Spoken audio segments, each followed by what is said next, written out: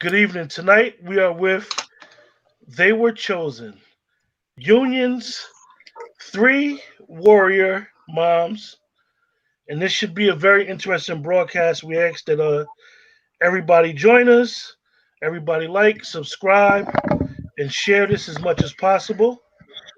And we'll start off with Elsie. Give us a brief description of yourself and your son. Absolutely. So I'm Elsie Mackey. I've been a resident in Union, New Jersey, about 8 years by way of New York, Harlem, and Washington Heights. I have three kids, twins, 15 years old, and a 6-year old. My journey with autism started about 14 months ago. I had no idea what autism was. I had no idea of the journey that I would be on, that I'm on right now, to be able to come on this show and really talk about the experiences as being a mom of a child with a disability. Um, Julian he was fine. Everything was okay with him. He started out, making the regular milestones that babies make. And around 9 months, I started to notice that, he wasn't eating as much. He wasn't doing certain types of things that normal kids do. And remember, I have twins. So I was watching the both of them. And I would go to the doctors and I would say, listen, something's wrong with my child. And the doctors back then would be like, there's nothing wrong. You're overreacting. It's not what you think it is.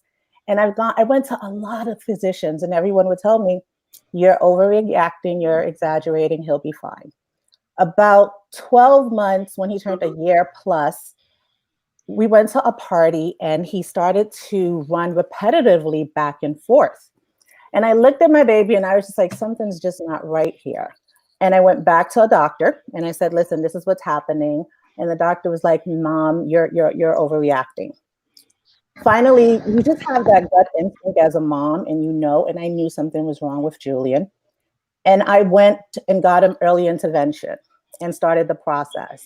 It took about 4 months to really finally get that diagnosis. We went through a number of tests. We went through psych tests. We went through hearing tests. We went through speech. We went through all the markers. And finally, I got the diagnosis.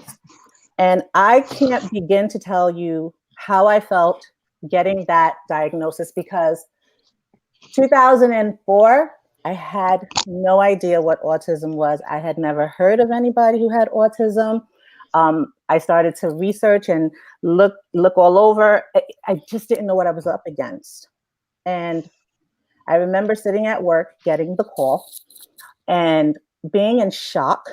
And I remember at the time the doctor telling me, listen, you need to go and mourn your child. The child you thought you were going to have is dead. And I can't begin to tell any woman or any parent how it feels to hear something like that. And I got up off of my office. My staff was all around and I couldn't show my emotions. And I went into the hallway and I cried and cried and cried and cried. I got home and I looked at my baby and he just looked so innocent. And I made a promise to him. And I said, I'm going to prove this doctor wrong. I'm going to fight for you. This is not going to define you and you're going to be okay. And I started the journey with my husband, with my family. We started to really walk this path. And through the years, and we'll talk about it tonight, there were lots of hiccups on the road. But here I am, ready and able to talk about it with everybody. I'm advocating on a level that I never thought I could. I didn't know I had the strength. I didn't know I had the patience. I didn't even realize I had this resilience.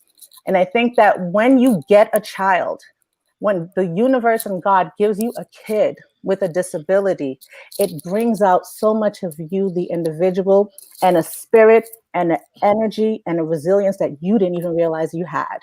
And here we are talking to this group, talking to the community.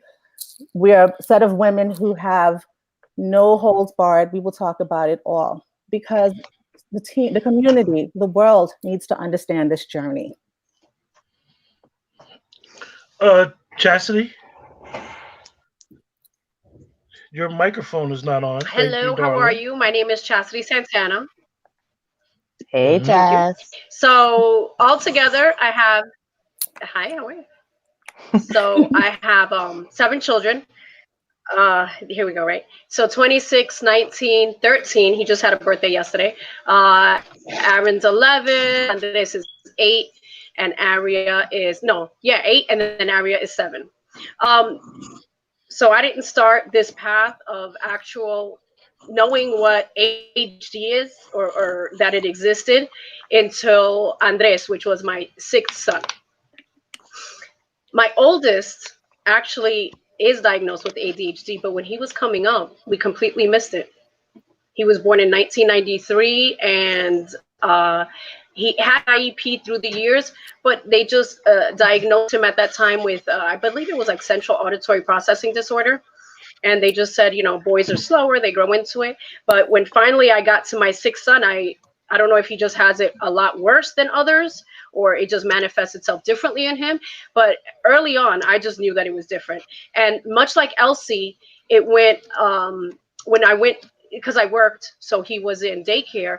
I went through early intervention with him, and it took with ADHD. They don't like to diagnose so early, so it actually took a little while before I got an official diagnosis. So Andres is diagnosed with ADHD. My oldest, my 26-year-old is diagnosed with ADHD. My daughter is actually the 19-year-old. She's diagnosed with ADHD.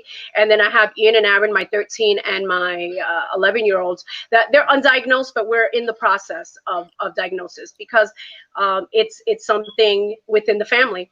And then besides the ADHD, November 3rd, 2017, and my son I realized my son was a type 1 diabetic. I always say that diagnosis date is similar to his birth date because prior to November 3rd, 2017, I didn't even know that sugar turned into a carb. I had no idea what type 1 diabetes was. I had no idea what diabetes was. And much like Elsie, when she says that my life changed absolutely in one day. I woke up one morning, and then by 4 o'clock that afternoon, I was in Goryeb Children's Hospital in Morristown in the pediatric ICU, and my son was in diabetic ketoacidosis. His organs had been shutting down for months, and I had no idea. I had no idea what was going on. I kept feeding him more Gatorade, more Coke, more water, and basically killing him. And then a friend of mine was over. I was telling her my son's symptoms, and she just happened to have a type 1 diabetic herself. And she told me, well, Chaz, does that even run in your family? I was just like, I have no idea what that even is. So she gave him a test. She just checked his blood sugar. And I think at the time it was in the 800s. And then she did it again, and it didn't even register. So one thing that I do remember about November 3rd, 2017 is that I thought my life was over. I thought that my poor baby, I just knew that I thought that there was never, ever in my life going to be another sunrise.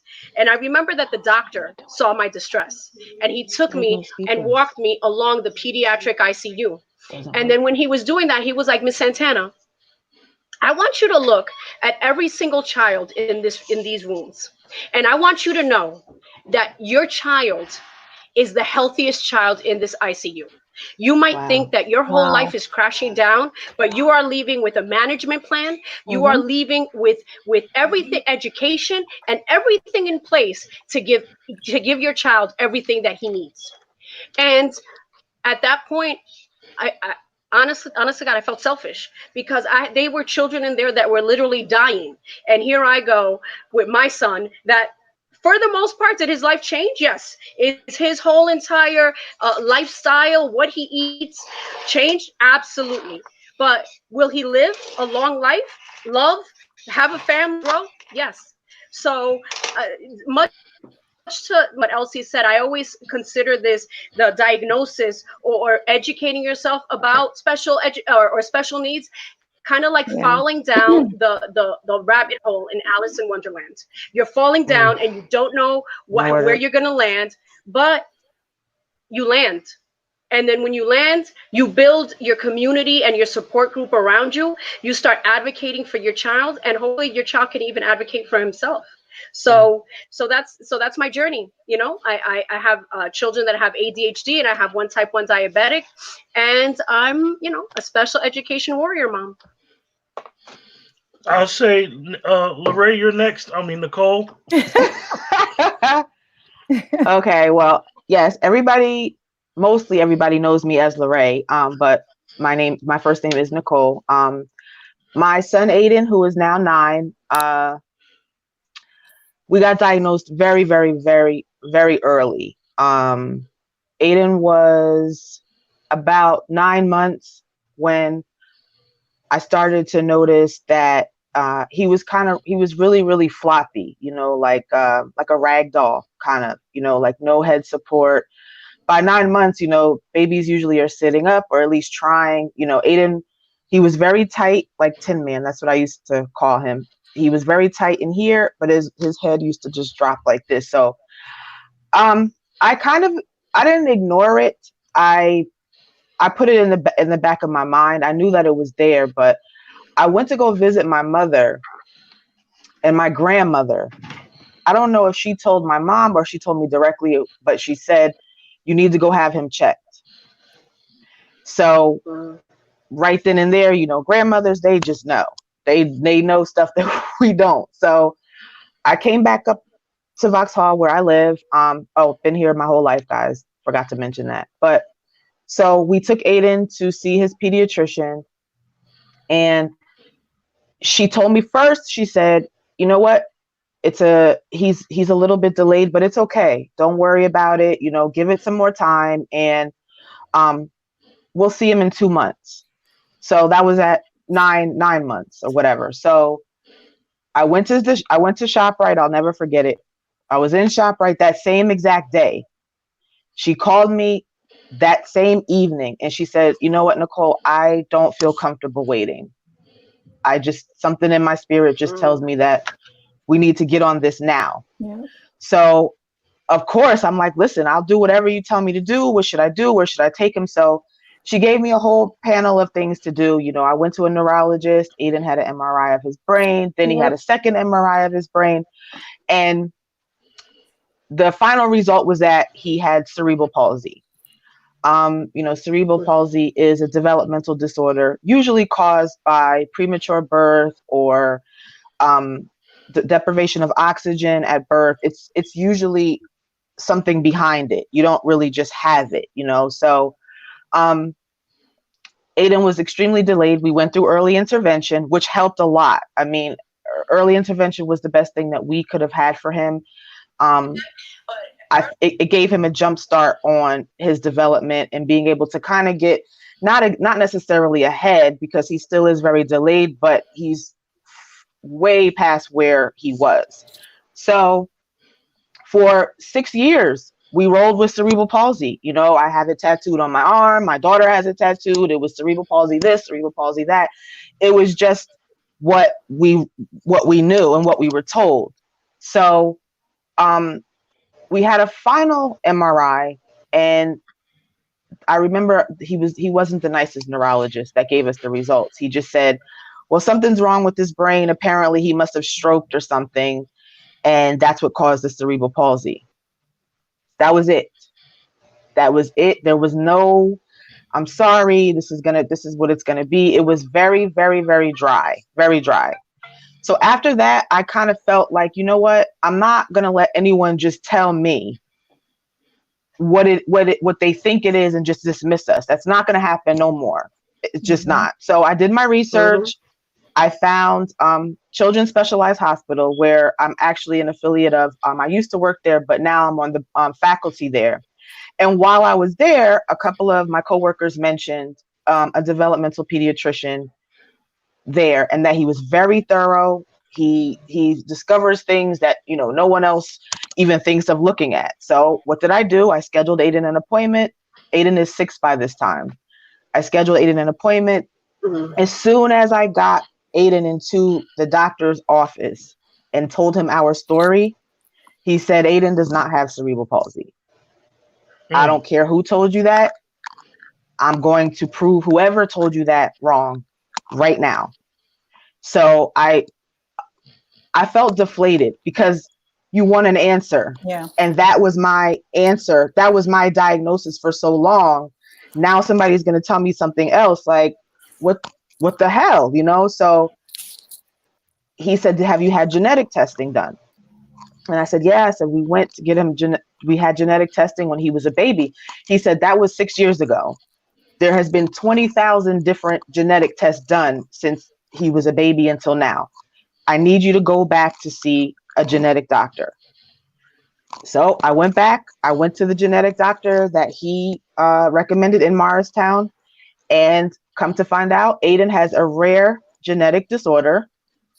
It's called GRIN, GRIN 2B. That's the name of the gene. I have the shirt on right here. That's the name of the gene that mutated during conception or shortly after.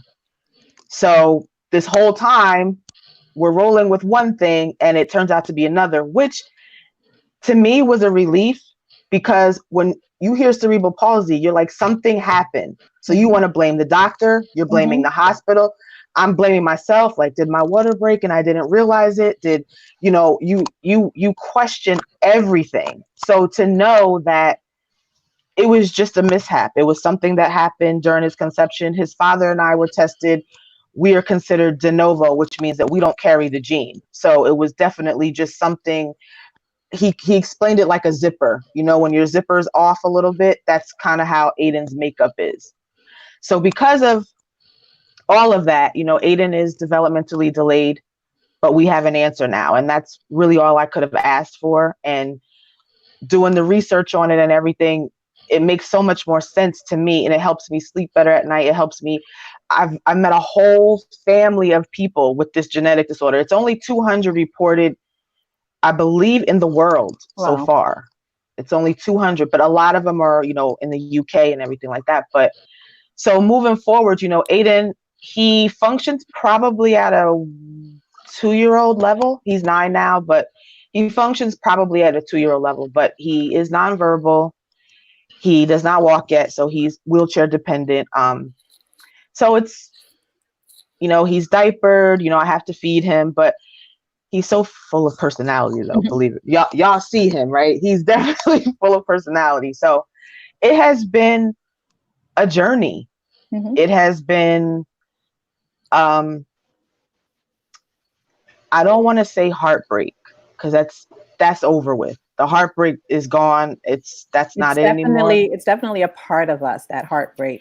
Yeah, it's like it's down. It's still there, but it's down. You know what I mean? And to know, like, I have a almost 19-year-old daughter who she's great. She's in college. She drives. She was a cheerleader. I was the cheer mom for 9 years at school, and to kind of know that your second child won't be that way. You know, you're not going to be, you know, team mom for the football team, or he won't have children, you know, dating, all that stuff. It comes to you. And as they get older, and now it's more prominent. It's not he's a baby and you really can't tell. Now it's definitely known, and there's no trying to be discreet about it, which I never really was, but you know what I mean? It's definitely obvious, for lack of better words. You guys got me. You changed my mood a little bit. Listen to these stories. I mean, because like I said, a lot of people don't know, so we'll assume. I remember a couple of times before you said the misdiagnosis, Lorraine, you would always say, when people would always say your son was autistic, you used to always be like, no, he's not autistic. He's got cerebral palsy. And it's a difference, you know. I mean, come on, Elsie can tell you. Like, now I will say that with this GRIN 2B syndrome, he has autistic behavior. Right. He demonstrates autistic behavior. But you know, yes, I used to get so mad. Like, listen, I'm not there. I wasn't, obviously there was nothing against autism. It was just, it's different. And if you're going to know my son, Team Aiden, Quentin, Team Aiden, that means that you really need to know his diagnosis and know what it is. He's not autistic. This is what he has. But sometimes it seemed like people saying that he was autistic was easier than to ask really what what it was. What it was, Right. you know? Because with autism, I feel like because there's been a lot of knowledge and, really Autism Speaks and a lot of, just basically it's been out there. People know the word autism. It's known. And it's known. And so what tends to happen is whatever the community or society is familiar with, they associate it with the kid. And that's one of the hardest parts to deal with when you're raising a kid with the autism is everyone's assumption of what is actually going on with your kid. And also the biases of it. You find yourself tiptoeing back in the day. And Nicole, you brought up a good part about the heartbreak. The heartbreak is real. I spent so much time blaming myself. What did I do wrong? I had a difficult pregnancy. I was on bed rest at 16 weeks. They were early. There was a lot of stress. Could I have done something better? Different. What did I do wrong? How did I do this to my baby? And for me, I had twins. So it was, watching these two boys growing up together along the line and really blaming myself. And it does get harder as you move through the years because, Julian's twin brother, James, is in 10th grade. He's on a track team and soccer team and basketball, and he's going to parties and he's getting invited places. And he's able to come and go as he wants. His life is not controlled.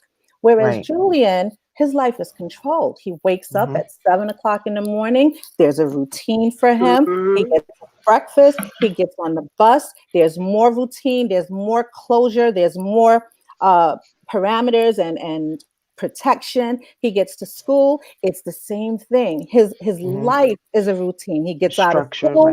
He comes back. It's like an army, like a drill sergeant for him. Yep. Till he goes to bed.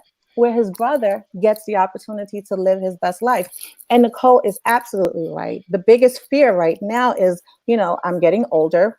My husband's getting older, but the kids, Julian's brothers, they're going to have their lives. They're going to get married. They're going to have families.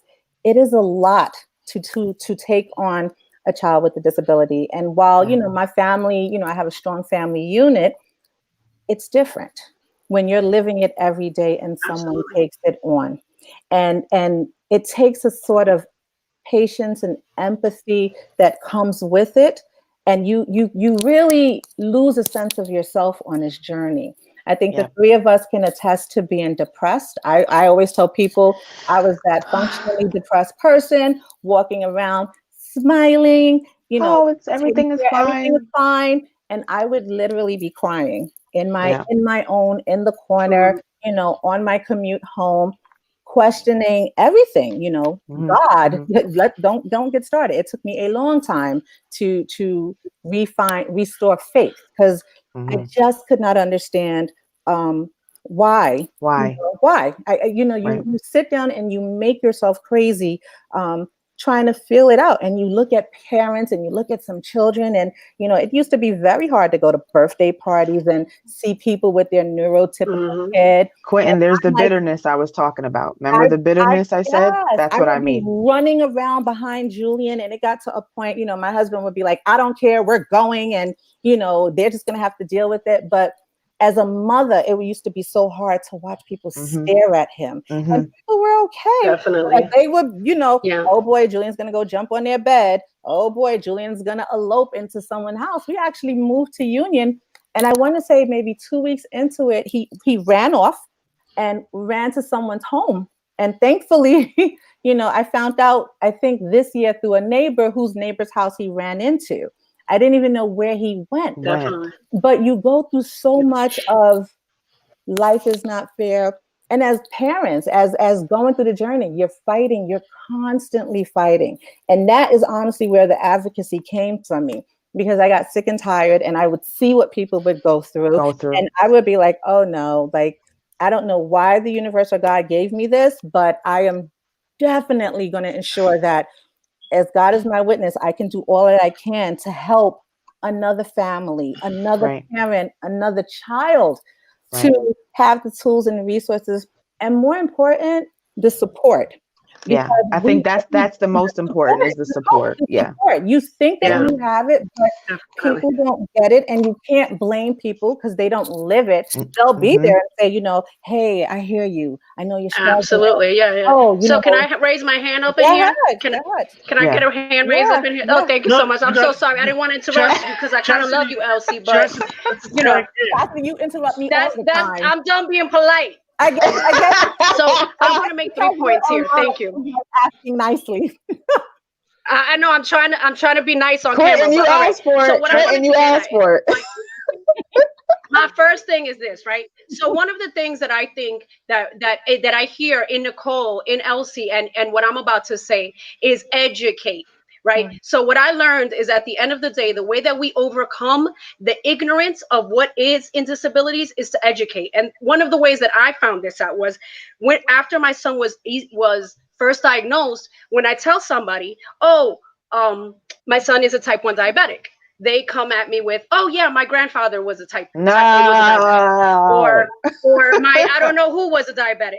And I look, Quentin, look at me.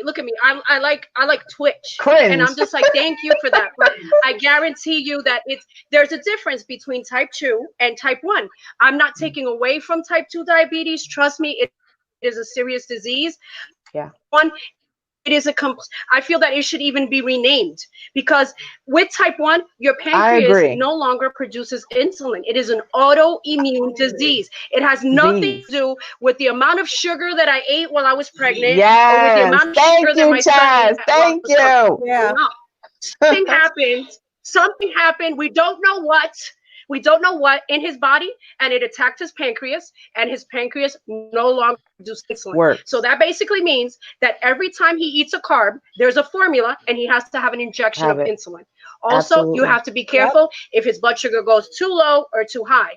And I want to just answer one of these questions that I see here. One of them from Darren. It says, do any of you think that vaccinations has anything to do with these issues? This is strictly my opinion.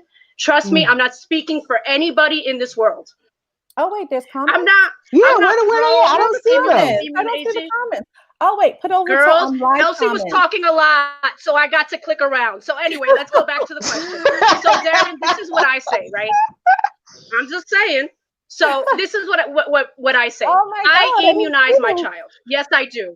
The reason that I immunized my child was because what am I going to do? I much rather my children be immunized from things like chickenpox and die from chickenpox than if an immunization was what triggered his pancreas not to work.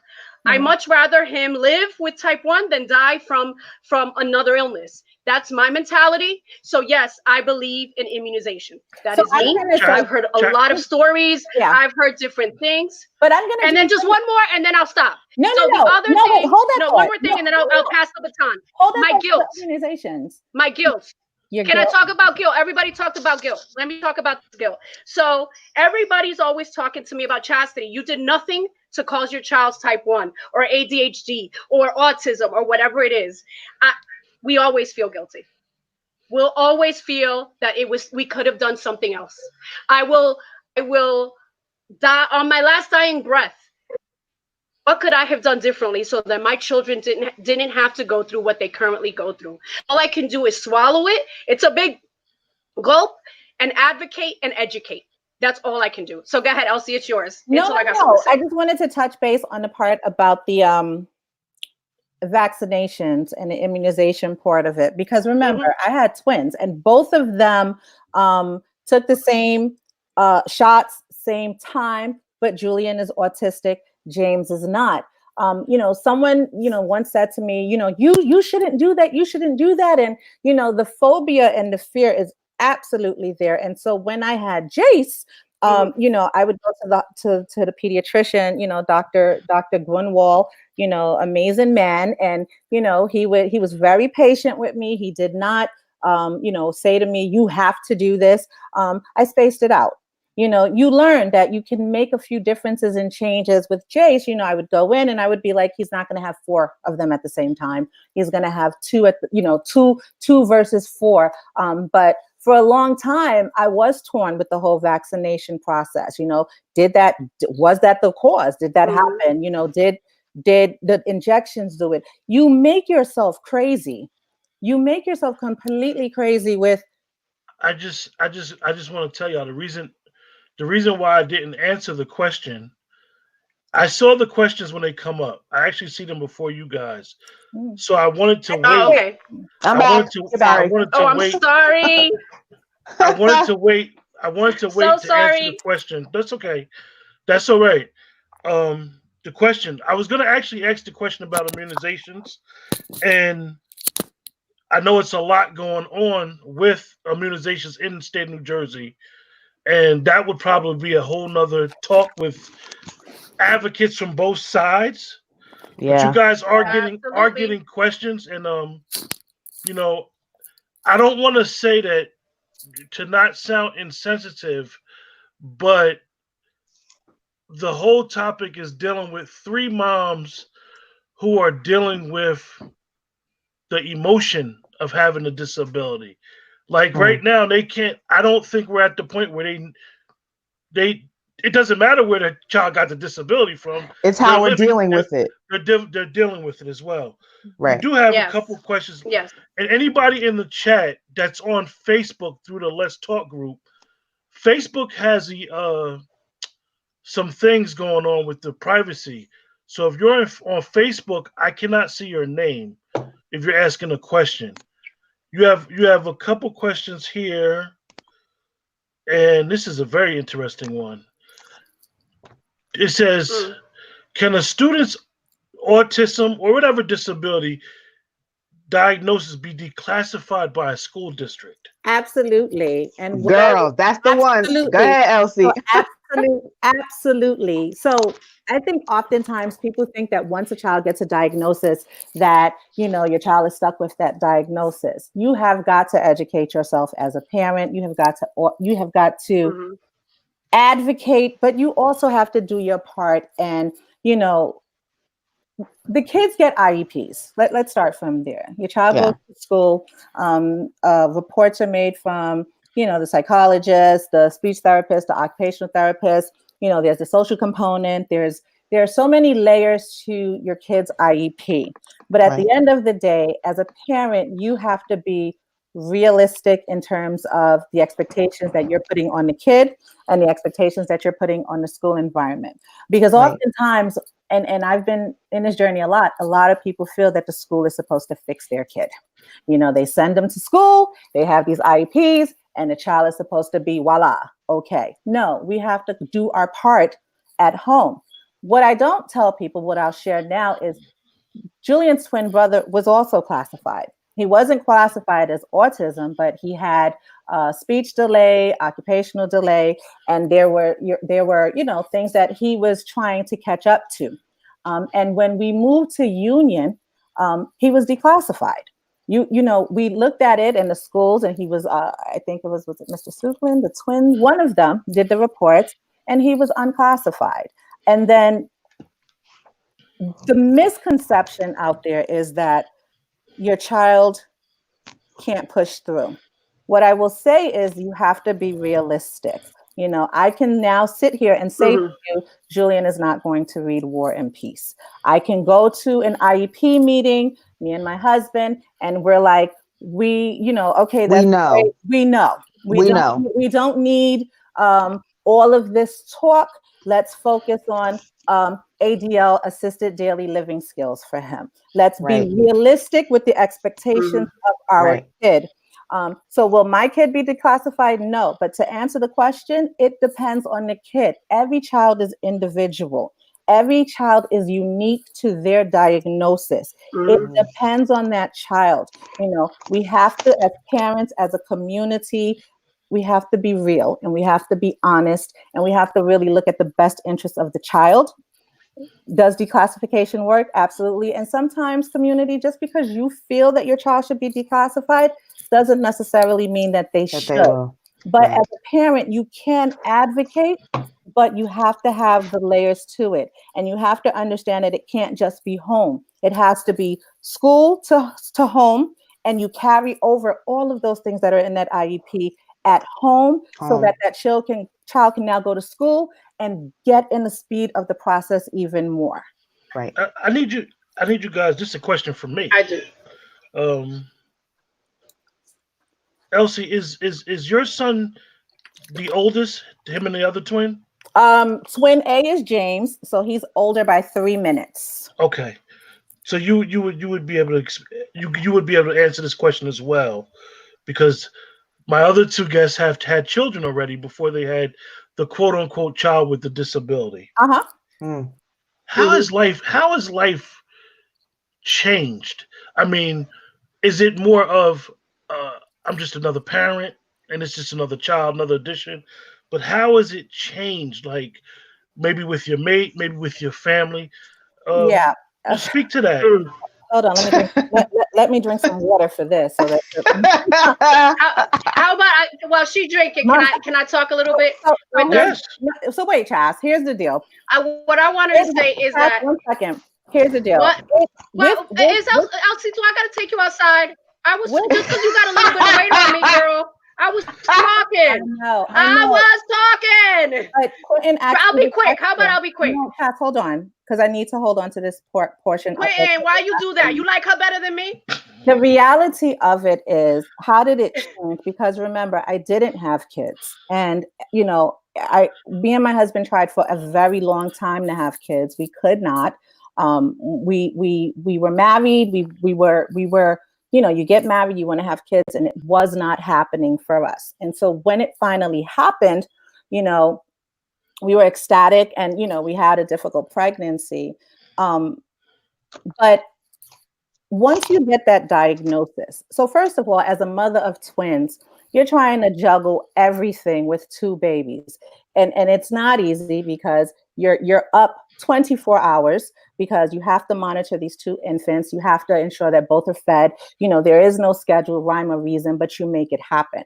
When you put in a diagnosis of autism, a disability, I had to figure out, how do I manage one kid who requires a whole lot of support, another kid who, is meeting the markers, a husband, a family, and a culture, because my background is Sierra Leone, West African. So that's a whole nother added layer to what you're going through, working full time and trying to navigate it. And what happens, Quentin, to answer your question, is you lose yourself. Absolutely. I lost 100%. I lost myself. I lost what I wanted didn't matter. What I needed didn't matter. Things that, you would take for granted, being able to go out, being able to have fun. That didn't exist anymore. Or being able to be with people who understood what you were going through, that didn't. They would sympathize with me, Quentin, but it didn't. And in terms of marriage, that's a whole nother ballgame, because once I had Julian's autism, James who? It was my husband who?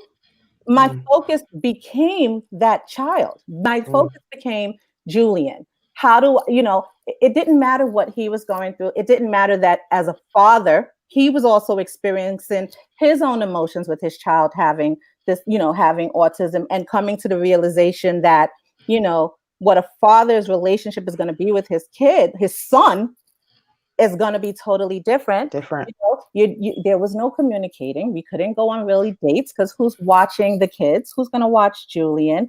There was, no talking, because by the time I would get home, I would be exhausted and feeling defeated. And then the other child, Quentin, to answer your question, you start to kind of neglect the kid that's okay. You start to focus on the kid that needs you more. Forget it. And I am guilty of it. I'm guilty. I'm so guilty. I'm guilty to this day of that. Guilty of it to this point. And then what we fail to realize is we put pressure on those siblings, because they pick up the weight of everything else. JJ, go help your brother take a shower. Yes. JJ, you can't leave without your brother. JJ, go get your brother. JJ, help your brother put on his clothes. JJ. We're blessed that we don't have a kid that's resentful. But when you Right. think about it, Mm. JJ, we can't go to the movies because they're going to put us Because out again. We've been Yep. kicked out of movies because of Julian. We've been put out of churches because of Julian and his high stimminess. And you look at this kid, and I will never forget, we went to see The Karate Kid, and I knew it. I saw the attendant coming to tap me on the shoulder to leave. And I had JJ like, I don't want to go. I want to watch the movie. And it's just like, I was torn. And I'm like, we got to go. And it didn't matter what he was going through. It didn't matter. It didn't Yeah. matter. So Quentin and to the community, it is a hard balance to not lose it. Family, siblings, sometimes I'm like, I tell people, I laugh, like, don't call me. If you text me, I'll text you all day. Exactly. Me too.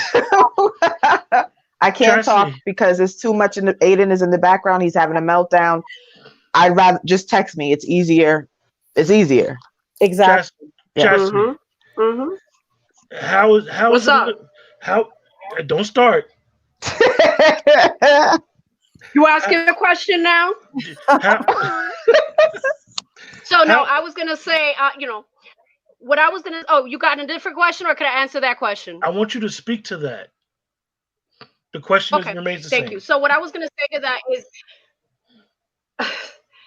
when I was going down the rabbit hole, it's kind of just like Elsie said. You start doubting yourself. You start doubting everything around you. And the thing that I could say is that it was my inner strength that just took me in, and I said, "No, Chastity, you're right." And I don't know if it was something around me that said I needed to build a new community, right? And that new community revolved around people that got it. Right. And that is how I met Elsie, Nicole. That is how I met other women that know what it's like to struggle every day with children with disabilities. And Elsie spoke so much to it. You find to feel bad because, like I said, I had 7 children, and 9 times out of 10, I fed Aaron first because he's a type 1 diabetic, and at the end of the day, everybody else has a working pancreas, so y'all can fend for yourselves. I got to feed this kid and give him his insulin. Yeah. And then you feel bad for that. Because then I'm just like, oh my God, I feed everybody else McDonald's and I'm cooking for Aaron, cilantro, home cooking, but everybody else could get crap. So it said there's a lot of guilt. There's a lot of juggling. I don't know many marriages that have survived it because honestly, mine didn't. And the only thing that I can say is that I need to forgive myself and move on, love myself. And in loving myself first, I can love my children. Right? Because you forget that. Because what we try to do is, oh no, Ian comes first, Aaron comes first, Nana comes first, Andres comes first, Aria comes first, Louis, Brianna. I can never say that I love myself more than I love my children because that makes me a bad mom. Yep. Absolutely not.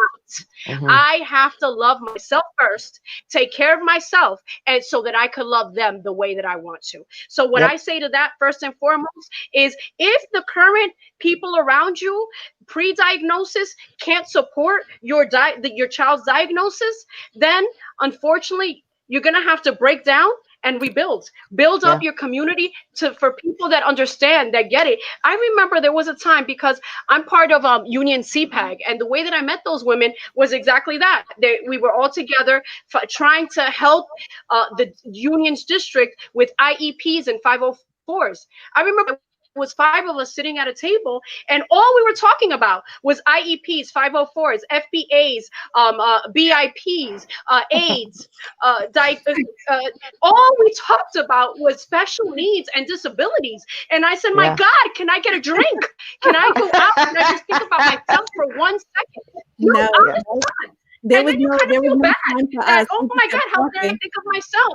Because all I thought about was disabilities. All I thought Chastity. about was autism. Chas, remember that you're saying these names and you're talking to someone that does not know nothing about those names. So explain to The us what world of acronyms. okay. Absolutely. So another thing with special education, it is the worst, right? So with Yes, it is. ADHD, right? Once you start having behaviors that are not wanted, they usually have an FBA. FBA is a functional behavior assessment that's usually done by a behaviorist. Once that gets, they have what's called a BIP, and that's a behavior improvement plan. And I'm going to let you know, in my world of ADHD and type 1, your children can have either an IEP or a 504. An IEP is an individualized education plan, and a 504 is under Section 504 of the Rehabilitation Act of, I believe, 1993. So my son, my type 1, he has a 504. My other son that has ADHD, he has an IEP in the schools. And that could be a whole entire, acronyms within itself. But my point to that was all I talked about was my children's special needs. All I talked about was diagnoses and medication and carbs and sugar and insulin. And all I wanted to do was just for one day, and I hate it. I hate the word. I just wanted to be normal, that and you feel bad for wanting it, but it's hard. And like I said, getting back to my thought, I don't know many marriages that have survived children with disabilities. For those couples that do, hats off to you. Maybe you could take. I'll take the class. But what I do say is that we have to love ourselves first. Chas, that is I'm glad you brought that up, because that's what Elsie advised me, is that to have some men on a panel as well. Yep. So they could speak about it. And I know that it's always been said that a lot of men can't express their feelings as much as the ladies can. So going forward, we'll probably try to put something together. We have to. The fathers will because we don't realize it, but they do count. It's the mothers that just by nature we take over or whatever, but their feelings do count. What they go through count, especially fathers are protectors, and they're the head of the household per se in a lot of cases. And it kind of does get pushed to the side if all you're thinking about is taking care of your special needs child. What they are going through does not matter. The fact that they're going through the same thing that you're going through, however, it gets dismissed because I'm over here dealing with the fact that my son's blood work is abnormal for the 50th time, or we're in the ER because one day, boom, he just refuses to eat. For 5 days, he wouldn't eat, and we're in the hospital because he just didn't want to eat. But, you have the father over there in the corner grieving too, And Nicole, you hit it on the nail. And I think that we as, women, we just think that, that's the man. He's strong. He's all right. He got it. And then we just get into mommy mode. I know I get into mommy mode and I do what I have to do, and with James, he is on it with Julian and X, Y, and Z, but I never really took the time to say to him, like, yo, you okay? Like, everything all right? What's going on with you? Let's talk about it. It's just like, out of sight, not of mind, whatever, we'll be fine, but the men, I always say, are the forgotten ones. We don't realize that these are men who, just like us, your child has a disability. It's kind of like you don't want your kid in pain, or if someone bothers your kid, you want to go and you want to take care of that. You want to protect them. And as a father, just imagine your child has this diagnosis and there's nothing you can do about it. I can tell you with James and I, it's definitely like a partnership. I jump in and I do X, Y, and Z. But what I do is when I can't deal anymore, and it took some time to get there, and I have to tell the community, if you have a partner or a spouse, allow them to help you. Don't walk this journey alone. It becomes overwhelming. It is heartbreaking, especially as a mother of the child with a disability. And when things are, we just had a recent thing, and I'm just like, listen, James, like, he heard it in my voice and knew, was like, listen, Elsie, I got it. I got this. And then there are some times though, because he's a father and how fathers are, where I'm like, never mind. Nope, I'll take care of it. Nope. We have a question from Kevin. But before we get to Kevin's question, how is it as individuals dealing with the school district? We're getting the resources for the child individually and then collectively. I mean, I know you guys are part of a group, but it's like your kids all have different disabilities and different stages of the disabilities. How does that work? Okay, I'll go first on this one Yeah. because, well, for Aiden, when he was in early intervention, which is I call it like a conditioning process. He got a jump start with occupational speech and physical therapy. They would come into our homes up until he turned 3. So when he turned 3, it was up to, now it's going into union, into the district, for us to collectively see if Aiden qualified to be out of district, or if he was okay enough, if they could provide him the services in district. Luckily for us, I knew beforehand that he needed to be I knew he needed to be out of district. And I was nervous as hell. I was getting all these different opinions and these different inputs, but luckily for us, it was very seamless. We had several meetings, and they determined that they couldn't provide the care that Aiden needs in union. So we went on tours and looked at different schools, and I found the school that he's been in now since he was 3. So he's been in there 6 years, but I do worry for future things because it's been so good. When I tell you, union has been good as far as Aiden services. I have not had one problem so far, but I do fear that, the minute that he progresses in something to a certain level, are they going to take something away from him? Or if I move, I was just having this conversation the other day with his caseworker for union. I just told her, look, I'm trying to find another place to stay. Aiden's outgrowing our house. We need more room and this, that, and the third. And it scared me just to have that conversation with her, for her to say, listen, you can go to another town, you can go to another county, another district, but it's not a guarantee that Aiden will be provided the same things that he gets here. So can you imagine not really wanting to make a move because you've had it so well that you don't even want to risk, even if the town is better or it's, whatever you hear about it, you don't want to risk losing anything. I mean, not one slight thing. You don't want to risk losing because it's definitely possible. They could say, okay, well, he's not going to be able to go to that particular school. We have a school that's just like that. But it may not be just like that. It may be something different that you don't want. You know what I mean? So I will say for us, our experience with union itself, to have Aiden district out, it's been great, but I do worry for future things. If, we decide to relocate or whatever, will he still get those things? Just somebody for the audience, Miss True to Lens. Email me your information and I'll pin this on the video.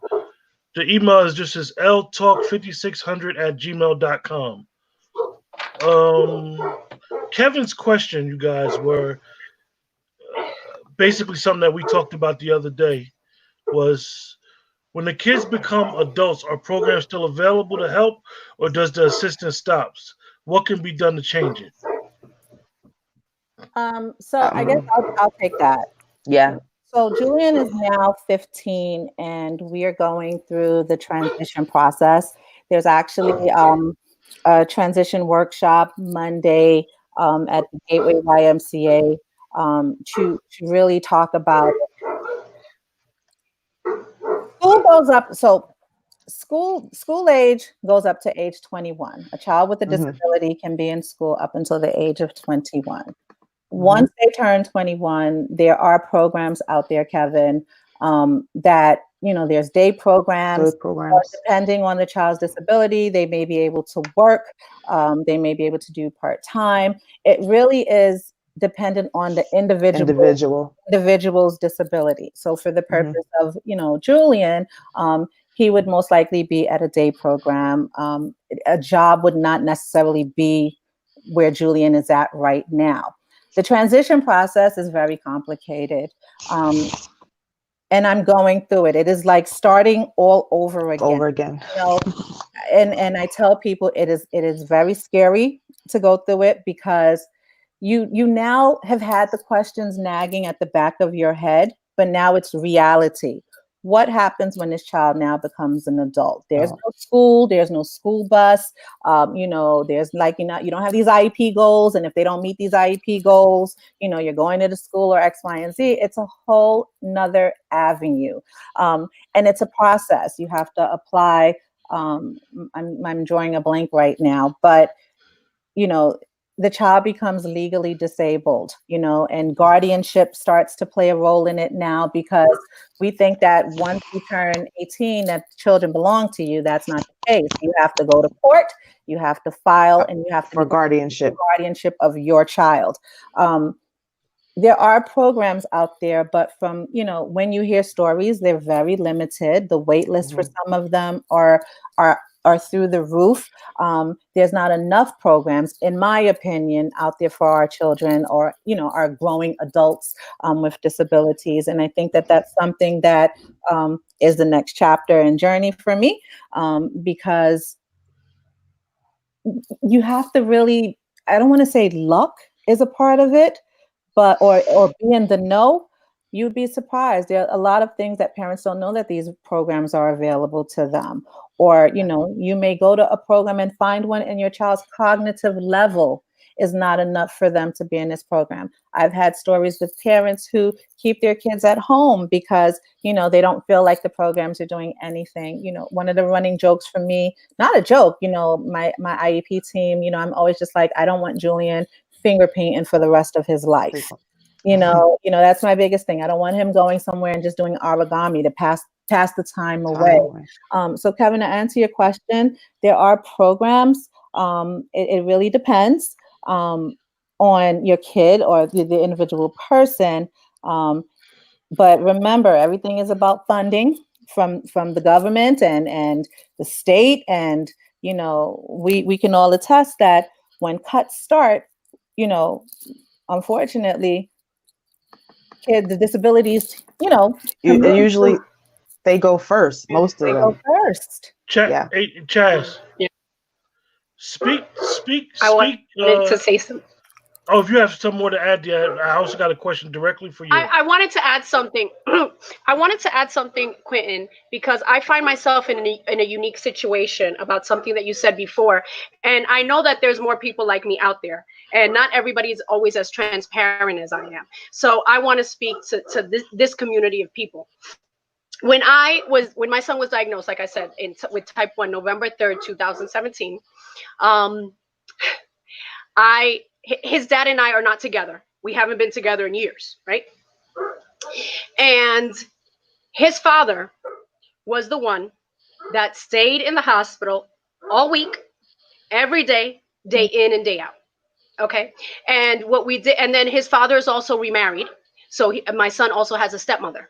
So when we went through this whole process of diabetic education and learning about insulin and all that great grand stuff, it was me, his father, and his stepmother. And I'm going back to what you said about men before, right? About how some men, how they handle things differently. And I can tell you that I'm always asked, because when people see me engage my ex or my son's father, they're always like, "Oh my God, Chastity, you guys are so cool. You guys are so, how did you get there?" And even with the stepmother, I always say, they're always like, "Oh my God, you guys get along so great. You guys must be great friends." And I'm just like, so let's be realistic, right? Let's take the step back and process that. No, we're not. We're exes for a reason, okay? He don't like me. She don't like me. We don't like each other. But we have something in common. No, let's keep it real, right? Let's keep it gangster. I love you, Chaz. But am I an adult? Absolutely. Is she an adult? Absolutely. Is he an adult? Absolutely. And do all three of us love our three children together? Absolutely. And as long as you love my child, I will love you. I will concede. I will step back if I have to for the greater good of my children. So when I say that, when you tell me, oh my gosh, or when you're talking about there's men out there that step up to the plate, I'm going to tell you that man fought me tooth and nail to be with his children. And you know what? I'm not hating him for that. I'm really not, because we have other people that won't step up to the plate once a disability occurs. And it's to the point that when right now my three children, Friday, Saturday, and Sunday, they're with dad. Monday, Tuesday, Wednesday, they're with me, and every other Thursday. He has 50-50, and he has fought me tooth and nail, and I'm so what I can say is that some mothers, it is hard to give. We know only we do it right for our children, but we honestly have to let that go. If you are not with your, if you are separated from your child's parent and they have disability, you have to let them have some ownership and also take some responsibility, not only for them, for your sanity and for your child's sanity. Because how selfish are you not to let your child love someone else, or someone else to love their child? Now, is I it agree. always smooth sailing? Absolutely not. Yeah. It's not always smooth sailing. We get into it, we fight back and forth, whatever. My kids know about it, but for the most part, we try to keep that peace.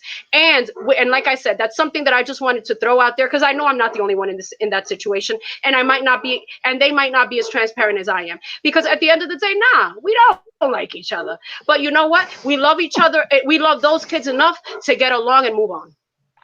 So what was your question? Oh, and then another thing that I wanted to say just about the districts and IEPs and 504s. So I think that we spoke a little bit about it, that my children don't have visible disabilities, right? So they don't have, you can't look at them street that, oh, something is off, something is wrong.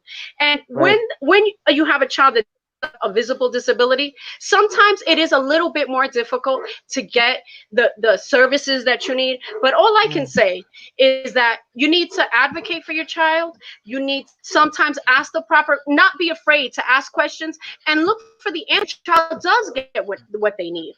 And in every district, you have resources for you as the parent to get what you need for your child. So that's what I'm going to leave it with. And if you had another question, I'll answer it. I think what I want to say about that is I can only go by my journey. If you were to go and talk to special services and the BOE about Elsie Mackey 6 years ago, they'll probably say that she was a monster. And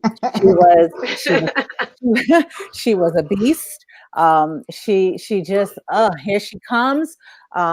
And I can own it. When you're going through that journey, you want the best for your child. And back then we had moved from New York, and I always tell people, if you could deal with the New York City Board of Education, anywhere you go, it's like driving. And if you drive in New York, you can drive anywhere.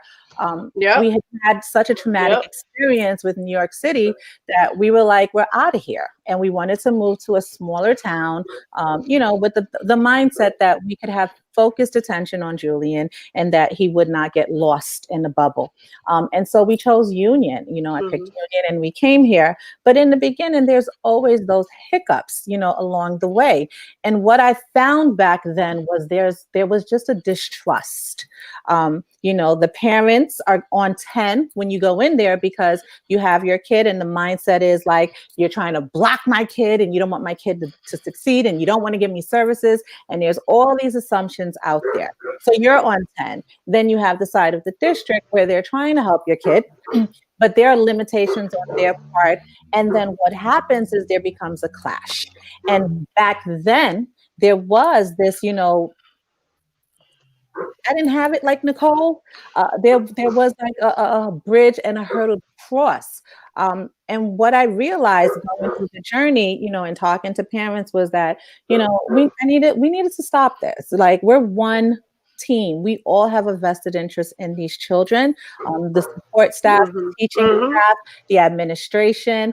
I would go in on 1,000. And when we started CPAG, which is a Special Education Parent Advisory Group, that was our mission, to really, bridge the divide, bring it together.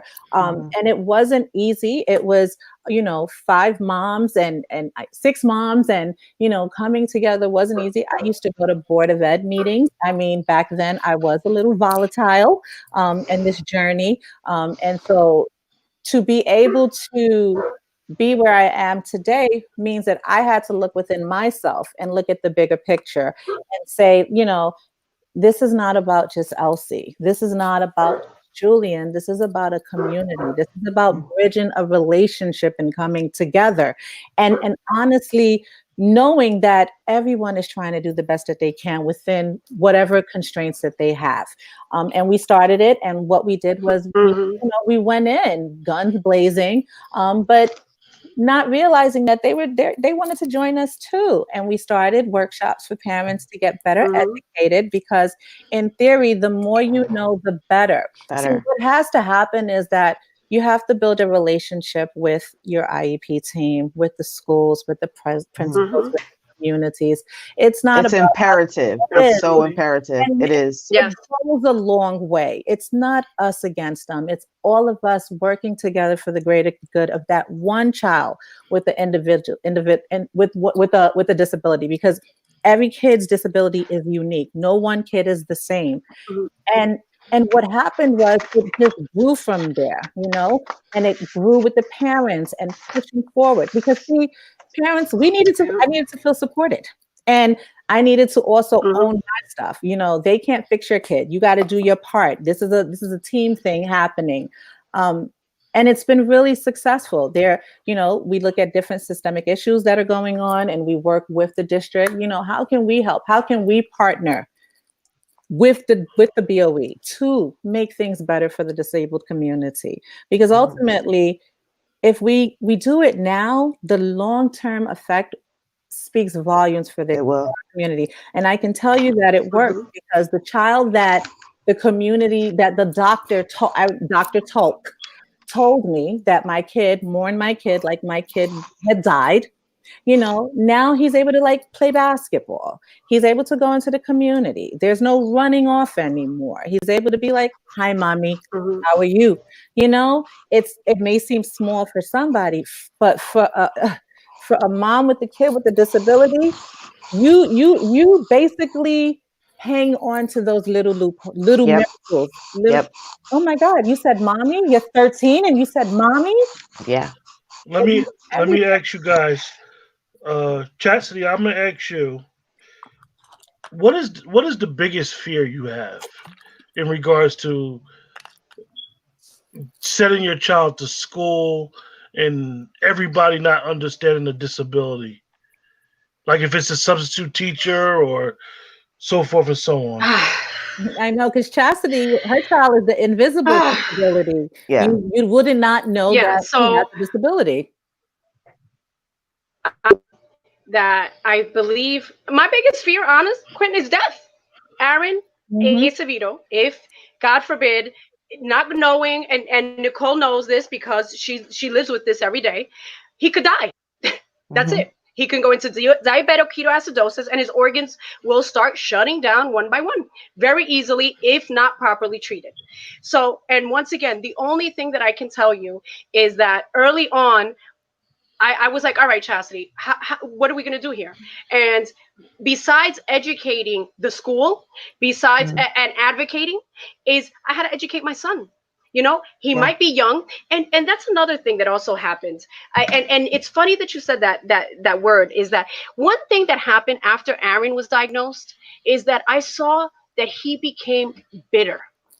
And this is at how old was he at that time? He was 9. Because he came from, so I've heard of other type 1 diabetics that have been type 1 diabetics from infancy, since 1 or 2 years old. So they don't know any better. They've always grown up with the illness, or it's their lifestyle. Right. With Aaron, they don't know Aaron any different. Was like us. He could take a piece of gum. He could eat a sandwich real quick. Aaron for years was typical. Now all of a sudden, every time before he puts food in his mouth, he needs a shot. So, and what happened with Aaron is that Aaron, his world revolves around food. For breakfast, he's thinking about his next snack. After his next snack, he's thinking about his lunch. After his lunch, he's thinking about his next snack, his dinner. At night, he's thinking about his next breakfast, because he needs to plan out his meals. Everything. And he all of a sudden, at 9 years old, had to take on this weight of, I can die if I don't do this right. And you know what? He might not necessarily die right away. But remember, if he consistently goes with high blood sugars, this is working his organs, his kidneys, his all of his body. And that's what leads into different deaths. But luckily, there have been so many advances through proper insulin that he knows how to manage it. My fear, besides death, is that all of a sudden my 9-year-old boy had to become a 9-year-old little man. Things that we don't. So, for example, with me, I've been blessed. I have 7 children. Never had to worry about, I can't have extra cheese. No, Chastity needs the cheese. I could always eat anything I wanted, whenever I wanted, however I wanted. And now my poor 9-year-old can never have syrup again in his life. And I don't know if you've ever had sugar-free syrup. It's not good. Can it's never horrible. have soda again. Horrible. It's not. The options are not good. So my fear was that. So now Aaron, so this is Aaron. He knows now very easily and very quickly. He can look at any meal and count the carbs and know exactly how many insulin. You know this new keto diet that's out, the keto thing? That's Aaron's life. That whole entire keto, because ketones are what's in well, I don't want to get into a biology lesson here. Well, my point is that all of a sudden with Aaron, he had to grow up. Yeah. Can I just interject really quick? And I'm sorry. Go ahead. Go ahead. No. Are you?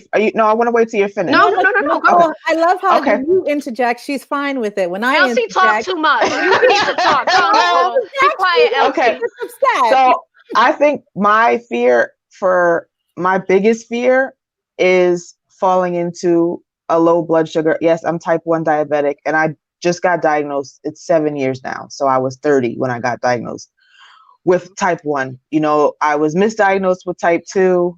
Was change your diet and your exercise, and it could potentially be reversed. In my case, that wasn't it. And I too have a non-functioning pancreas, so I am insulin dependent. So my biggest fear now, and it has happened maybe once or twice, where I fall into almost diabetic shock, and my 9-year-old disabled son is right next to me. I know. God. My daughter's in class. My daughter's at work. She's out with her friends, and my blood sugar goes low. And sometimes I can tell, especially if I'm asleep, it'll wake me up. But there have been times where I can't tell until it's late, and my sugar's down in the 20s, which is bad. So I think now it's not just dealing with Aiden's situation, is dealing with my own. What if something happens to me and I fall into a diabetic coma, or I am in diabetic ketoacidosis, and no one's here to know it? Aiden obviously is not a typical 9-year-old where he can call 911. You know what I mean? That right now has been one of my biggest fears, is just making sure that I stay on top of my health, because it could be fatal for both of us. You know what I mean? It really could. I'm just gonna let you guys know that the chat is loving you guys. Oh, thank you. Saying you guys are heroes. Yes.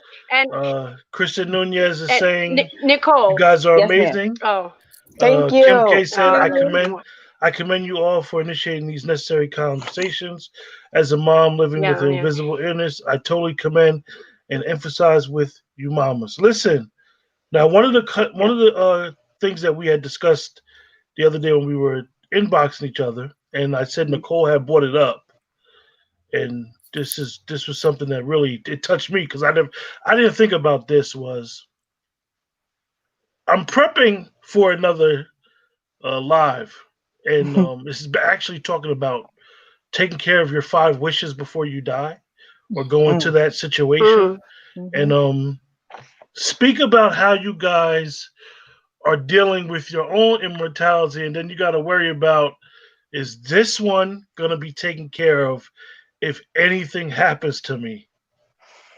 Chastity, you can go first, because you think Elsie's my favorite. I am. No, she is. It's all right. I am your favorite. It's because I know I don't got enough weight on me. That's all right. I'm drinking milk. I'm trying. I am but do you know what? So what I was gonna say is that, so like I said, so at the end of the day, my children, all 7 of them, are gonna grow up and be able to be right? So they won't necessarily have to be dependent of me.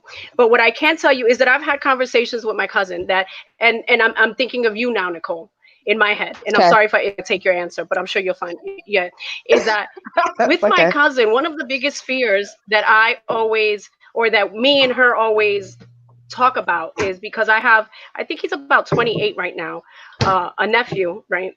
And well, she's my cousin's son, is that, so if my cousin dies, right, he's mine. That's it, right? I take him. But if I die, who do I give him to? Her kids. Yeah. So now his brother, his sisters are gonna have to take him. You get it? You get what I'm Mhm. saying? So how do Yeah. you give a 23-year-old girl or a 24-year-old girl her brother that is never going to be able to live alone? Right. Well, that's what So I will say. how do you do that?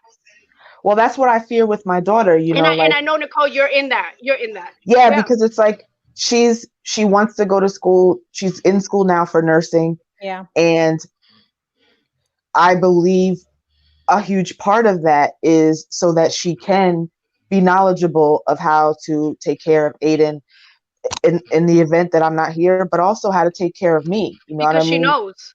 She Because knows. she knows. She knows. Yeah, she knows. But I do fear that, just like Elsie was saying about JJ, it seems like you don't want to put that burden on. You don't. You know what I mean? I don't want her. She's already had a lot of, Emil, I can't go. I don't have anybody to be with your brother. Yeah. Emil, graduation, we were this close to mama not being able to go because I was afraid he was going to come and have a meltdown. And then it would really take away from her. But I couldn't miss her high school graduation. Thank God we found a solution. But I do fear that she will be left with, I don't want to say the burden, but she'll be left with responsibility way before she's ready. I think that's what another concern that I have is that, God forbid something happens, even if I go into the hospital, you know what I mean? Even if I'm hospitalized for diabetic complications or whatever, Yep. it's just the 3 of us, to be perfectly honest with y'all. It's the 3 of us. We are each other.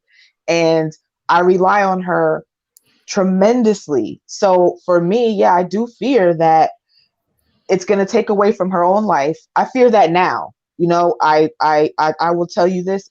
It has to be a desperate situation where I really make her responsible for Aiden, especially now she's going into womanhood. She's in college. I don't want to make her more responsible than she has already had to be. You know what I'm saying? But yeah, I do. Just Chastity, I do fear what would happen. I mean, clearly, I do And have have you seen family the and stuff like that. alternative? Girl. Have you seen the alternative? The Please homes don't even for bring the it, for art. don't even bring it up. I think that is the greatest fear of mine is group homes. And what actually happens to Julian, because you see the stories, you see the news every day. There's a story of someone getting harmed, abuse, and for Julian, he's nonverbal. He cannot come can't tell you and tell me someone hit him. He can't tell his dad. Like, we have to really guess. I always say that with kids with disabilities, it becomes that unspoken relationship, a gut instinct. Me and my husband will look at Julian and we'll be like, something's off. It's wrong. We'll figure it out. In terms of long-term care, I can't tell you how many times I've been paralyzed with fear. I can't tell you how many times I'm up thinking about it. If I get sick, I remember one time I was real sick. I'm like, God, please don't take me out with the flu. Like, who's going to deal with Julian? In my case, and I speak to it for James, JJ, his oldest brother, we are totally blessed with this child. Chastity will tell you, Nicole will tell you, like, he is an amazing spirit. But as his parents, we also want him to have a life. We want him to go out and not have that burden on him or place it on him. Right. I mean, I'm blessed. I have a Yeah. huge family. I have my 3 sisters. We're freakishly close. And it boils down to me, the individual, as a family member, not wanting to add that burden on to anybody, because it is a lot to raise a kid with a disability. Yeah. You know, I mean, clearly, like my sister, she has 3 children, 3 little ones. you don't want to give them that burden. They will take it, but exactly. I was just like, gonna say, they'll listen, do it. if she would totally do it with hands down, it would definitely be a no question for her. However, you're raising your own babies, and then to take on Aiden. And then she's married, her, it's not just her and her kids, it's her husband. It would definitely be something where I would feel uncomfortable, even having to present that to her, you know what I mean? But I'm sure there would be like, Elsie, shut up, of course, family, exactly. they would do it, but human nature and loving I'm a family, it's a lot. Nicole, I'm gonna ask you a question directly. Okay. But it's basically for all 3 of you guys. We talked about hashtag Team Aiden. Yes. Nowadays with social media, hashtags are a way to actually get a movement going. What's expected? Because I think a lot of times, okay, you say you're using the hashtag, but it's more needed. Right. What should you expect, or should you expect us that use hashtag Team Aiden? What do you expect from us, or should you expect something from us? So it's two parts to that, I would say. So the first part would be, if you're saying hashtag Team Aiden, to me, it's like, thank you for your support. If you're hashtagging him, that means that you're well aware of my situation. You're supporting him, even if it's from afar. Even if you are just liking my pictures or my videos of him, and you're commenting, you're awesome, he's doing good, I'm so proud, you're doing a good job. That hashtag Team Aiden is awesome, and I need that. I need it. Believe it or not, it gets me through the day. The other part of hashtag Team Aiden, if you are hashtagging Team Aiden and you are a relative, a close friend, I mean, like somebody who is in our lives very closely and often, if you're hashtagging Team Aiden, but you don't ask about Aiden, if you don't come to see Aiden, if you don't say, hey, does Aiden need anything? Are you guys okay? Then I would appreciate you not hashtagging him at all. Because to me, that means that you're just saying it to say it. And we don't need that. So people that aren't in my everyday life, of course, I appreciate all of the love. Trust me, I do. But people that are personal with us and you're hashtagging him, but you're saying it for Facebook or for Instagram, to me, that's not necessary. And you can totally delete the hashtag, because we don't need that. Hopefully that answered your question. Yeah. Okay, good. Brad hashtag Team Aiden too. While you were Thank talking, you, Brad. I got a question. I know that Elsie dealt with. I think it was Elsie. I didn't know Chastity at the time, so Chastity might have dealt with it as well. Was the tremendous work that Mike Bull and Union Police Department did. Oh, he's wonderful. In reference to the IDs, yes, I know they. Oh, yes. That was me and Mike. Okay, Elsie, explain that to the. Yeah, absolutely. To the audience, as myself as well. So it was a couple of years ago. There was a behaviorist who was in the park with his client who happened to have autism, and the client was, he looked like an adult, but he was a child. And they were both in the park, and the young man was playing with a car at the time. And the police came upon them and mistook the car as a gun. And the behaviorist, and it was so close to my heart because at the time Julian had his behaviorist. His name was John, and they both would, you know, be in a community working together. And the police, you know, saw this thing, mistook it as a gun. The young man could not cognitively understand commands. Put your hands where I can see them. Read, write, and things of that nature. His behaviorist or ABA provider told the cops, he's autistic. He's autistic.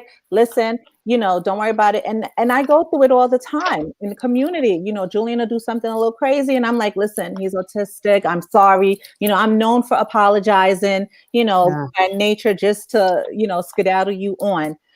And the police officer, thinking it was a gun, with the kid pointing it, shot the behaviorist.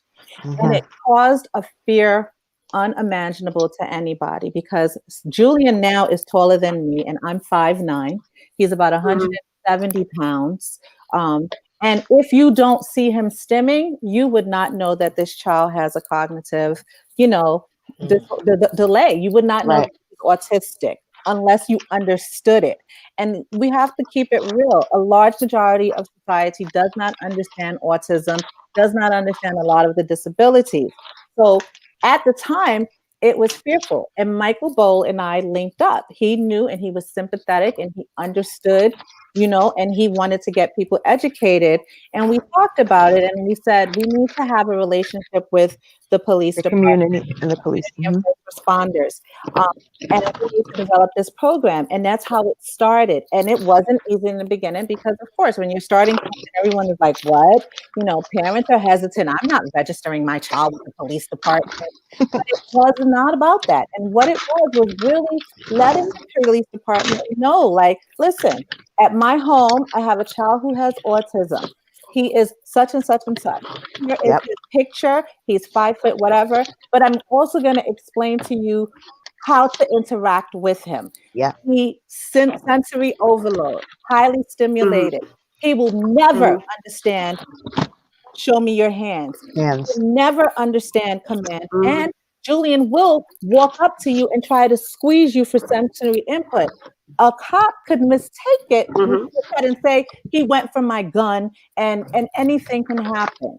And also, it was really making the police department aware of the disability, the community population with children. And here's the deal. That program came handy because one day, I have my card. You have your card. That's right. You have your card. It came handy because one day we had an unfortunate incident where the school bus dropped him home and left. And when Julian came into the home, he went, he sat down. He doesn't understand cognitively how to deal with the alarm. And so the alarm went off, the burglar alarm went off, and the police were dispatched. And when the police came, they had all the information on Julian. They knew what to do. They walked. They knew what to expect. Him, he came up to them. It was Officer Topolowski, forgive me, and another sweetheart who they also understood autism and were familiar with the clues. Walked with Julian, sat down. He made a sandwich, until they were able to call JJ to come home, and then we got home. But just think about it. Once you pull up, you go into the system in a database. Our address pulls up, Jules. His picture is listed there. The police know what to do. We created an environment where our children are safe. And we also brought them into the community where people are aware of them. And believe it or not, we have a really good community. Like Union is a bomb when it comes to, kids with disabilities. Like we're in an amazing town. And he builds relationships with them and the fire department, and if anybody is watching, please, you have got to, I can't stress this enough. Don't be afraid. Don't look at it as a negative. Register your children with your local police department. You never know. And you want to ensure that they know how to interact with your kid. It's not about what you think it may be. It's about the safety of your child. And it's been a success. It's been an amazing success. Mm-hmm. I adore Michael Ball. He's so sweet. He's the greatest. When superheroes came to our house that year, it was just, he had me sold then. Oh my God. Mhm. But believe it or not, Mike Bowles, for you guys that didn't know, he hasn't changed since high school. He's the same, Oh, like legitimately the same person ever Mhm. since I've known him myself. Chastity, speak about advocacy. Are you think you guys are being, not you guys, I think you think our warriors are being represented right in the correct form right now? Because even you may laugh when I tell you this, right? Thinking of a disability, if somebody saw me having an asthma attack, they probably wouldn't know what to do unless they have asthma. And I, and just Mhm. how do you think the disabilities are being? You don't want them to feel like they're being ostracized, so to say, but you want them to get the full support and, as they say, equal protection under the law and be treated fairly. How do you think about that, Chastity? Hmm.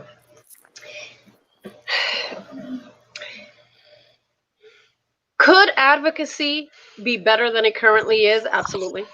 Right. Um, am I so God gives mountain, so I feel this is how I feel. So God gave me this mountain to prove that it could be moved, right? Because things are going on. I feel that I always talk to Elsie about this. I feel that I sometimes, children are sacrificial lambs because had it been me that this happened to, I probably wouldn't be talking to you. I probably would have been, just living my life with my disability and what could I care about? But then I realized, you know what? There has to be other type 1 diabetics out there. There has to be other children with ADHD that maybe don't have the voice that I have, or their parents don't have the voice that I have. The parents are scared, they're undocumented, they can't speak the language like I can, or just don't have that voice. So for me, maybe I would not be as loud as I am, but for those children that don't have a voice, I am that loud, and I will not be hushed. And sometimes when people tell me, Chastity, you know what? You're too much, sweetheart. I'm not enough. I need to be louder. I need to get to more ears, and it should be like I don't want to stop. And what I can also say to that, also, Quentin, is so it's so funny. I feel that I am like I want to say like the queen of disabilities. Like I know how to be politically correct. I know how to act, how to ask questions. And I had this situation where so I do baseball here in Union. My daughter, my 10-year-old, currently my 10-year-old, I remember one time she was sitting with me, and or was it my 7-year-old? I honestly, so it was one of my daughters. I don't remember which one. And we have a strong baseball mom, Girl Scout mom in the community, and maybe many of us know her. And she actually, so one part of her arm only goes up to her shoulder. So she has, I don't know if that's a handicap, a disability, whatever it is. So when I'm taught, so I feel that I've known her so long that I don't even see it anymore. So when my daughter was there, I said, Aria, say hi to my friends, and I said the woman's name. And then my daughter kind of was like in shock. She didn't know what to do. She didn't know what. And I'm like, Aria, say hello. So she's like, hello. And she ran. So then later on, my daughter came up to me and she said, Mom, what's wrong with that lady? And then I was like, what do you mean what's wrong with that lady? And then it clicked. It dawned on me. And I was just like, you know what? I don't even know how to describe this. How do you say this? So what I did is I went up to the lady, and I was just like, let's say if it was Elsie. I don't want to say her name So I was like, let's say if it was Elsie. I was just like, yo, Elsie, listen, I've like known you forever. I don't even see it, but my daughter, how do you explain it? How do you what words do you use? Because isn't that what it's about? Isn't it about our vocabulary, right? Because Absolutely. Yep. it just being, look, I'm a skinny chick from the Bronx, and I don't mind being called a skinny chick from the Bronx. But there's other people that do mind that. So how about we just ask proper questions? Like when something's going on with someone that we're not used to, don't be afraid to ask. So what's the right way to say that? How would you like it for or all these different things that are going on in today's world with our children? I with LGBTQ and plus. So I sit on a board and I'm like the diversity and inclusion chair. And what I usually try to do is when people hear diversity and inclusion, they always try to make it a black or white ethnicity. And what I invite people to do is look at it as a broad picture. Look at it as disabilities, the LGBTQ plus community. Ask the proper questions so that we can advocate properly, Really? right? Mm-hmm. Absolutely. I don't know if that answers your question. No.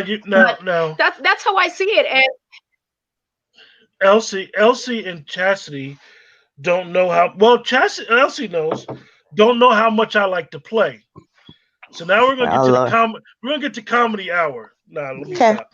Honestly, two of wait, but we gotta get ratings. Like, is it PG-13? Is it rated R? I gotta talk about that. I'm only kidding. No, this is definitely PG-13. Two of our guests, two of our panel members are going out tonight.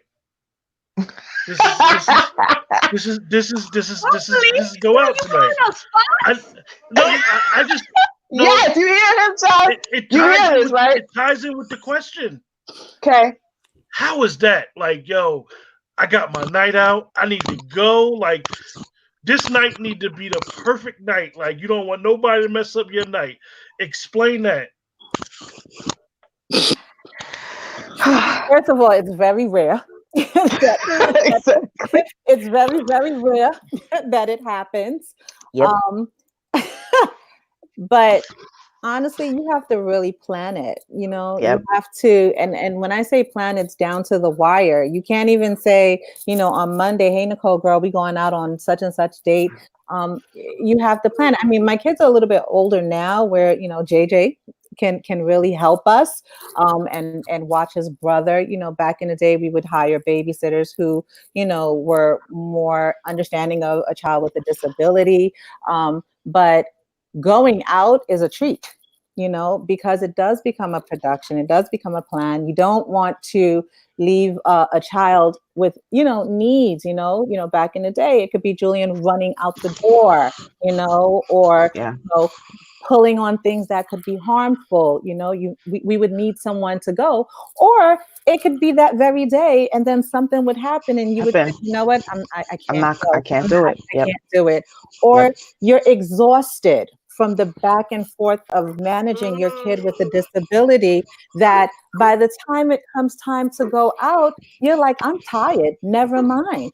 Or you can go on a date with your spouse and fall asleep at a movie or whatever because you're tired from navigating that journey. So, Quentin, to answer your question, we try within reason, but but you know what I am. But when they get older, Nicole, I'm more when he becomes older, because now he's an adult. It's easy to call a babysitter for a teen or a child, but imagine calling, hey, can you come watch my 26-year-old? Like, I'm sitting here thinking, like, well, what's going to happen with that now? Because who's coming to watch Julian at 26? Somebody's going to be like, hey, care.com looking for a babysitter. Like, 20, how old again? He's 30, but don't worry about it. I totally understand. Laugh now. I mean, I'm quite sure y'all think about stuff like that. That's why. No, you do. You do think about it. You can't just get up and go. No, you do. No. Listen, I'll tell you like this. No, I'll say this really quick. Okay, go ahead.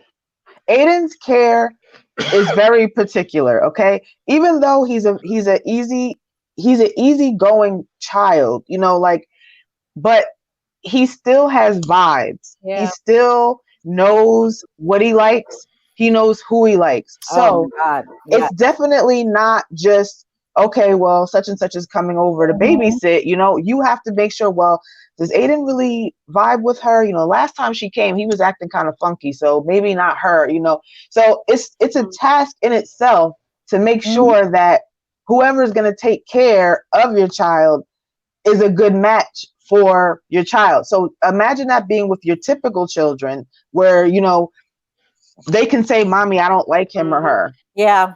And then you don't have that option with him. You just got to make sure that when you come home that the girl's wig ain't pulled off, or that, she don't have scratches all over her face, because Aiden didn't care for her. So it's a whole nother thing that you have to go through to make sure that your sitter matches, you know, your child. So going out is such a treat. It's like I right now, I woke up at 5 o'clock this morning.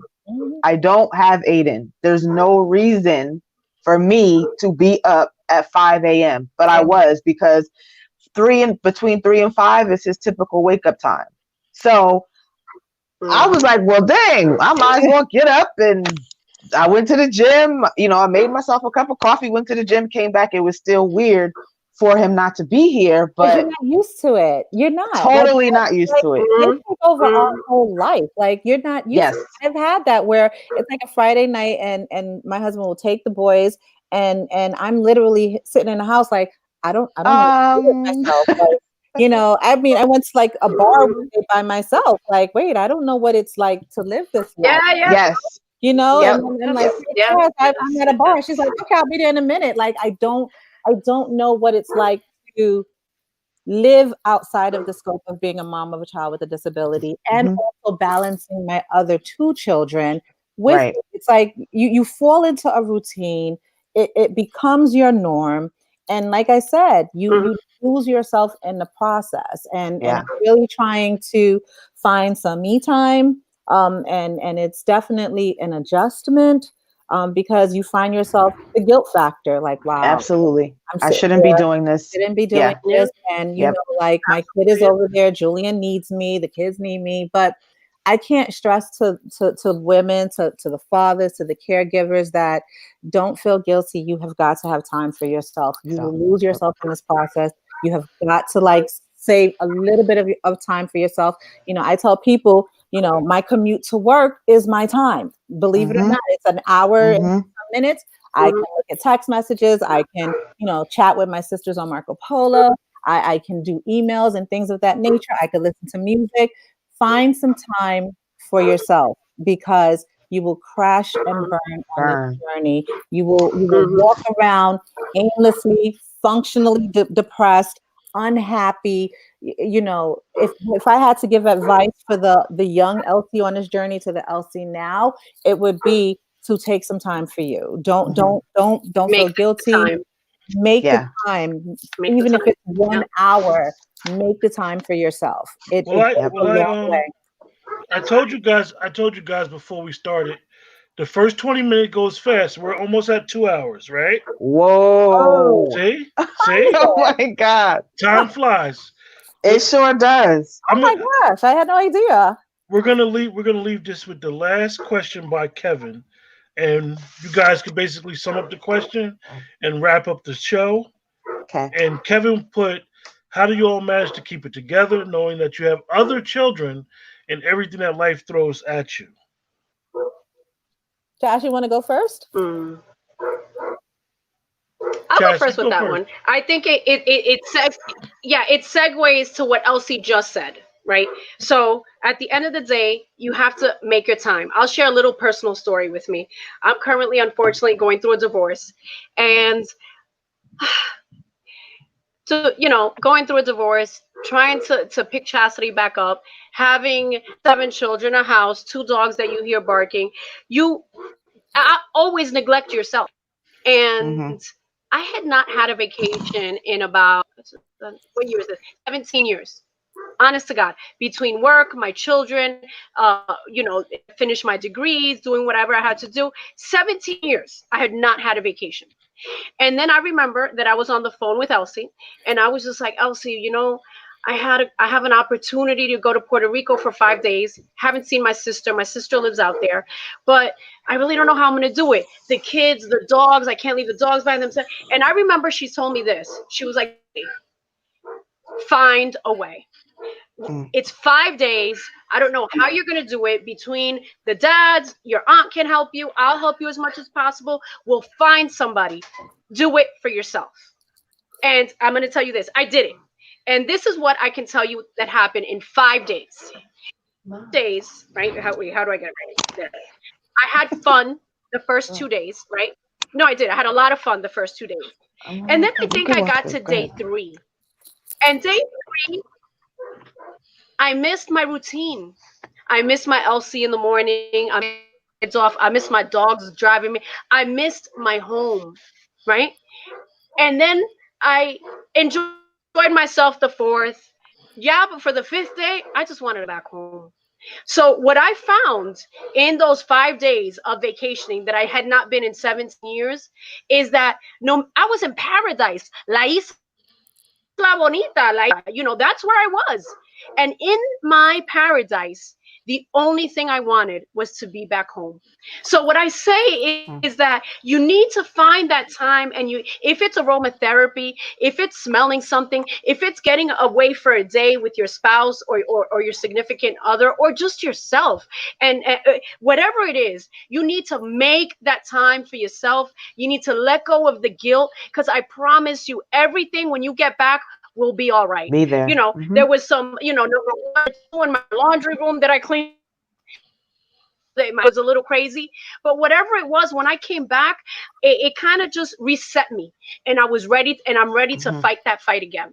So that's the answer that I have to that question. Good answer. Good answer.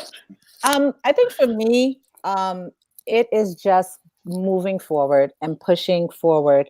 I don't have an opportunity. There's no, rhyme or reason to it. It's what I have to do. It is my purpose. It is my calling, and it is to raise my child. I will never understand why, but I do know that being given this task, this journey of a child with a disability has, opened me up to so much more, has put me in a position to advocate and push forward for children like Julian and beyond.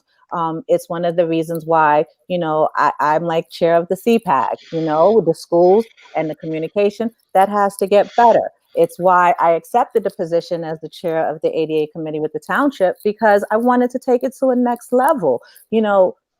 I will never understand why. And I can tell you that I have spent lots of times questioning God, questioning everything about why did I have to take this journey? Why am I in this role? I want to be, like these parents who kids turn 18 and you send them to college and you get your life back. That wasn't the place to be. So Kevin, to answer your question is I just do it, because at the end of the day, it's so much bigger than me. It's so much bigger than Julian. And anyone who knows me will tell you that, like, when I'm looking at a situation, I don't personalize it to me, or the all about me. It is, how will this look for that other parent? How will this look for that other child? My drive is just moving forward. So I just do it. I work full time. I got 3 kids. I got a husband. I'm doing the township. I'm doing everything. Because it means something. If I can make this world a little bit better for our kids with disabilities, then my purpose is served. And clearly, it's working because I'm doing it. Because that is what I'm here for. So, the children, thank goodness, they're good, and I always look at Julian, and I'm going to say this. I tell Julian, thank you. There are times when I whisper to him and I tell him, thank you. Thank you for picking me. Thank you for coming into my life, because, he gave me purpose. He changed me. He made me who I am today. And, our lives, are no picnic, but when I look at Jules and I look at where he is and I look at all the things that's happening in our town, in Union, I'm a blessed person. So I'm going to always continue to make it happen for the community, for the kids, for the parents, for my 2 girls up here, Chastity and Nicole. I'm just going to do it. And it's working. Hopefully. Nicole. Okay, so for me, I would say I would just piggyback off Elsie with the I just do it. I don't really have an explanation. I just know that I was given this task for a very, very, very profound reason. There's a reason for it. And I really truly believe that when you're given this task, you have to seriously rise your ass up to the occasion. It's no no half stepping with this Nope. job. You have to give Absolutely. it all. There's no room for it. It's just what you have to do. And I feel like the more that I embrace it, the more that I accept it, the easier it becomes. The easier it is to wake up in the morning and it's like, okay, my back is killing me. I gotta get this boy dressed. I gotta schlep him down the stairs in his wheelchair. I gotta schlep him back upstairs in a wheelchair. But it's the life that I was given, and I will never ever question God again, ever. Amen. It's just I'm over that. We've been there, we've done that. It's what it is, and I feel like the empowerment that all of us share, all three of us and beyond that we share, it's so much more empowerment to give to other people. And that's why we're here. That's why there's no other excuse but to make it meaningful to somebody else. So not to mention, a really good thing that helps me is wine. I mean, I'm not kidding, but I'm just saying it helps. Every now and then it helps. I'm not going to deny myself that, but seriously, and these girls, I mean, just to see them, on Facebook every day and to be able to text Elsie like, girl, I am going through it. Can you help me out? And then she pushes you right through it, and then you go about your day. So I think the support of the other families, guys, I think that's the biggest thing. You guys got a lot of love in the chat. Everybody's thank you. You guys are bringing a lot of awareness to the issue. Thank you. Stay on, you guys. But before I close out the show, until I close out the show. Yes. Yes. We're gonna close out the show. I appreciate everybody in the chat for joining the show. Thank you. Spread the awareness, like, share. Like I said, that's the only way that the channel will grow, is to like and share and subscribe to the channel, as well as what these three young ladies got going on. It's a very good thing to spread the word, and everything isn't always a disability in a bad way. I believe that it's more people not diagnosed with disabilities. It's just how people perceive them. Like I said, thank you everybody for joining the show. Like, subscribe, share, spread the word. We're gonna try to have a show with some fathers. Yes. I'm quite sure that these three young ladies they'll be on another show very soon. We'll try to schedule something. We actually just scheduled just like on a whim, which is interesting because they were talking about how they schedule their lives and everything. And basically it was like, look, let's just do this, get it over with, and not overthink the planning. We didn't do any planning. No. Like I said, everybody in the chat, thank y'all for joining, man. And really share this video with those who know and those who don't know. Thank you. Thank you. Thank you.